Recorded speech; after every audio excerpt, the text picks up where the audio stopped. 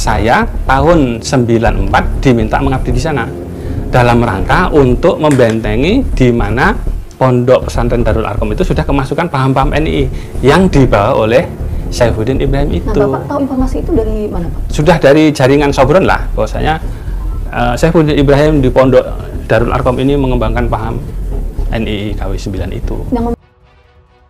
Assalamualaikum warahmatullahi wabarakatuh. Selamat datang kembali di channel Dodi Sepriadi. Yang baru mampir di channel ini langsung aja klik tombol subscribe di bawah dan juga loncengnya biar gak ketinggalan video berikutnya yang akan saya upload di channel ini. Teman-teman semuanya, ini ada informasi lagi mengenai Pak Saifuddin Ibrahim gitu ya. Dan terbongkar ternyata paham apa yang dianut oleh Saifuddin Ibrahim sebelum dia menjadi seorang murtadin. Jadi sebelum Saifuddin menjadi seorang murtadin, dia terlebih dahulu terpapar paham NII ya. Bahkan dia menjadi salah satu anggota yang memiliki posisi jabatan yang cukup tinggi di organisasi NII tersebut. Yang mana kita tahu kan kepanjangan dari organisasi NII ini adalah Negara Islam Indonesia. Jadi seolah-olah organisasi ini adalah organisasi yang akan menegakkan syariat Islam di Indonesia. Tapi sebenarnya banyak hal-hal menyimpang dalam paham-paham dari organisasi NII ini. Oke teman-teman, untuk itu mari kita simak dulu sebuah video dari TV One di mana reporter TV One mewawancarai salah seorang mantan kerabat Saifuddin Ibrahim mengenai Saifuddin Ibrahim yang terpapar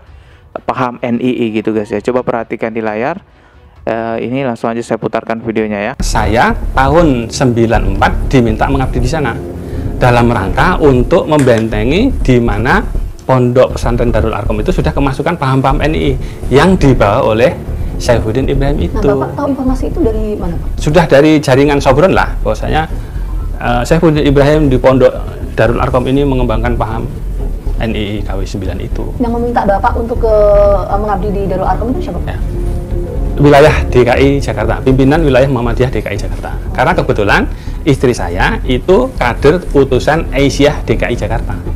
Dia diminta untuk mengabdi ke sana, saya ikut sekalian dalam rangka untuk membentengi itu. Oh, jadi waktu itu sempat juga berarti ke Darul Arkom ya Pak ya, Bapak ya? Ya. Berapa lama Pak Budi di sana Pak? 4 tahun. 4 tahun. Ya. Jadi bareng juga dengan Saifuddin ini ya? Saya masuk, dia keluar. Pas NII di Darul Arkom sedang puncak-puncaknya meledak. Okay. Dia sudah, kata orang sih DPO ya, daftar pencarian orang. Oh, jadi sebelumnya Pak Saifuddin Ibrahim ini juga sudah pernah menjadi DPO ya? Dia punya pengalaman gitu ya tentang hal ini. Jadi dia juga sedang barusan keluar, saya masuk. Oke Pak, saya penasaran Pak. Katanya tadi Saifuddin membawa paham NII di Darul Arkom dan sebagainya. Itu gimana sih Pak cerita lengkapnya? Yang terjadi di sana itu gimana? Ya, yang jelas kemudian memang betul-betul terlihat dari santrinya dan beberapa ustadz dan staf di pondok pesantren itu. Mereka gampang tidak puasa wajib Ramadan, mereka gampang tidak sholat. Itu kan kami ketahui, bahkan yang anak-anak emosional masih muda-muda ya seperti gagah-gagahan. Ini loh puasa tapi aku merokok begitu. Tidak sholat, gitaran, nyanyi-nyanyi. Sangat kami rasakan setiap. Banyak Pak? Iya banyak. Yang memiliki paham seperti ini? Iya.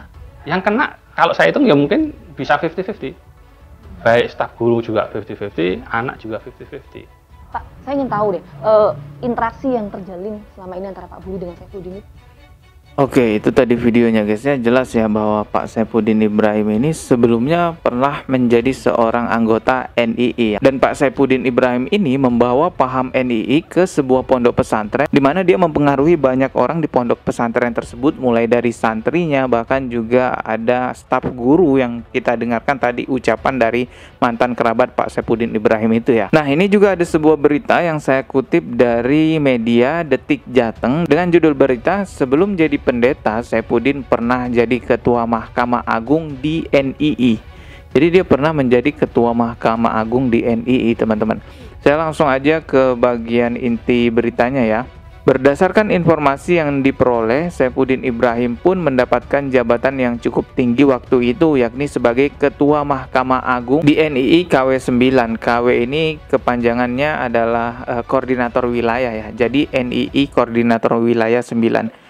Dia mempunyai tugas utama untuk membaiat anggota-anggota baru di NII, di mana tiap kepala yang dibaiat dikenakan dana wajib minimal 20.000. Uang 20.000 saat itu kira-kira setara dengan uang 200.000 saat ini paparnya. Dengan penghasilan tersebut, Saifuddin tampil begitu glamor dengan berbagai perlengkapan yang bermerek. Wah, jadi memang ada orientasi uang juga ya sebelumnya ya, jauh sebelum menjadi seorang murtadin gitu guys ya. Dan dari sini juga kita bisa tahu kenapa Saifuddin Ibrahim ini memiliki sudut pandang terhadap agama Islam, terhadap Rasulullah Shallallahu Alaihi Wasallam, terhadap Al-Quran, pokoknya ajaran agama Islam ya. Dia melihat sebagai sebuah hal yang buruk, dia melihat sebagai sebuah hal kekerasan, bahkan dianggap Islam adalah kelompok ajaran T ya, saya kasih inisial aja T-nya, itu pasti teman-teman ngerti ya. Kenapa Saifuddin bisa melihat seperti itu? Karena Saifuddin menganggap Islam itu seperti apa yang ada pada NII, yang mana kita tahu bahwa NII itu berkedok Islam dan Indonesia seolah-olah ajaran yang ada di NII itu adalah ajaran yang benar, mau membangkitkan Islam di Indonesia, padahal sebenarnya di dalamnya adalah ajaran yang menyimpang jauh dari agama Islam, baik itu dari sisi tauhid, akidah maupun akhlak teman-teman. Coba kita simak penjelasan ataupun kesaksian dari seorang mantan anggota NII ya. Di sini videonya berjudul Ngeri, dengar pengakuan langsung mantan anggota NII. Saya putarkan ya. Salah seorang mantan anggota NII yang juga mantan teroris bernama Asep Arsadat menyatakan, Baiat NII Komandan Wilayah 9 di Garut merupakan upaya penggalangan dana. Salah satu ajaran kelompok ini adalah siapapun di luar kelompok NII adalah musuh, termasuk orang tua. Wah, termasuk orang tua juga dianggap musuh. Dan kita bisa dengarkan orientasinya juga nggak jauh-jauh dari dana gitu ya, uang-uang gitu ya. Kita dengarkan coba ya. Adalah setiap yang di luar kelompoknya adalah musuh.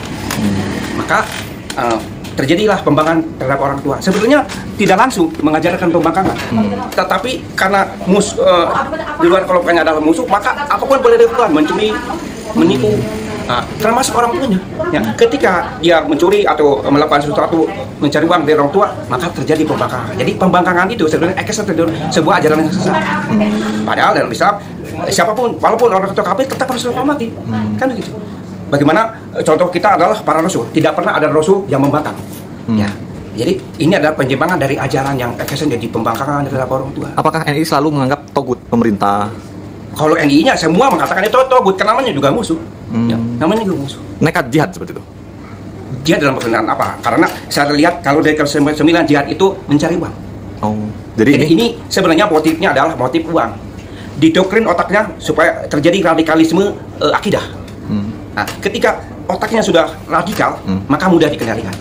Tapi ya, itulah motifnya sebenarnya adalah motif uang gitu guys ya. Dan dari pengakuan orang itu tadi juga terdengar bahwa jihad yang dimaksud di dalam NII itu adalah mencari uang gitu guys ya, ataupun mengumpulkan donasi-donasi dari jamaah. Itu yang dimaksud jihad di dalam paham NII ya. Dan yang lebih parah lagi, dari paham NII ini semua orang yang di luar NII dianggap musuh, termasuk orang tuanya juga. Kalau orang tuanya tidak memiliki paham NII atau tidak menjadi anggota NII, dianggap musuh juga. Apalagi orang-orang yang non-muslim ya, tentu lebih parah lagi pastinya. Jelas itu bukan ajaran agama Islam, karena kita tahulah, semua orang tahu bahwa Islam itu adalah ajaran rahmatan lil alamin. Nah, sudut pandang Saifuddin Ibrahim terhadap Islam seperti apa yang ada di NII, itulah masalahnya. Dari sini ya kita ambil pelajarannya aja, hati-hati terhadap doktrin yang menyimpang tentang ajaran agama Islam. Kalau doktrin itu sudah masuk ke pikiran dan menjadi sebuah keyakinan yang kuat, itu susah sekali untuk dihilangkan. Apalagi untuk anak-anak ya, pasti lebih mudah masuk doktrinnya ya. Jagalah anak-anak kita, yang punya anak jaga baik-baik, yang punya adik juga jaga baik-baik. Ketika mau menitipkan ke sebuah tempat untuk belajar agama, pilihlah yang benar-benar sesuai dengan Al-Quran dan Sunnah.